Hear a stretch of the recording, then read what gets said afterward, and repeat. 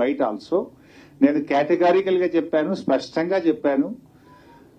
రాష్ట్ర ప్రభుత్వం bond paper మీద రాసిచ్చిన 6 గ్యారంటీలు 13 హామీలు 100 రోజుల్లో చేస్తామని చెప్పిన 13 హామీలను రుణమాఫీని 15 ఆగస్టులోగా చేస్తే నేను రాజీనామా చేస్తానని చెప్పాను. ఈ రోజు కూడా దానికి కట్టుబడి ఉంటాను. నేను ఆ రోజు ఇంకా స్పష్టంగా చెప్పాను, అవ్వా తాతలకు 4000 పెన్షన్ వస్తే నాకు ఆనందం తప్ప నేను ఒక్కరిని ఎమ్మెల్యే పదవిలో ఉండడం నాకు ఆనందం కాదు. అక్కా చెల్లెళ్లకు మరి 2500 రూపాయలు వస్తే నాకు ఆనందం, వాళ్ళ పెదవుల మీద ఉండే చిరునవ్వులో నాకు సంతోషం ఉంటుంది తప్ప నాకు ఎమ్మెల్యే పదవి అంత ముఖ్యం కాదు.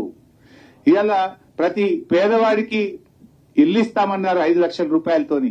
పేదలందరికీ ఇల్లు వస్తే నేను ఆనందపడతా తప్ప నేనేదో కొత్తగా ఎమ్మెల్యే పదవి చేస్తలేను. నాకే మంత్రి పదవి ఎమ్మెల్యే పదవి నేను కొత్తగా జీవితంలో అనుభవిస్తలేను. నా పదవి కంటే తెలంగాణ ప్రజల అక్కా చెల్లెళ్ళ అవ్వాతాతల కళ్ళల్లో వాళ్ళ పెదవుల మీద సంతోషమే నాకు ఆనందం. వాళ్ళందరికీ నువ్వు ఇస్తే కనీసం నా ఛాలెంజ్ తీసుకొని అయినా ఇస్తే నేను రాజీనామా చేస్తా, మళ్ళీ నిలబడాలని కూడా చెప్పిన.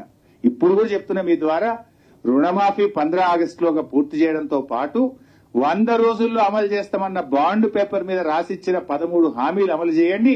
I'm ready for my resignation. అన్నా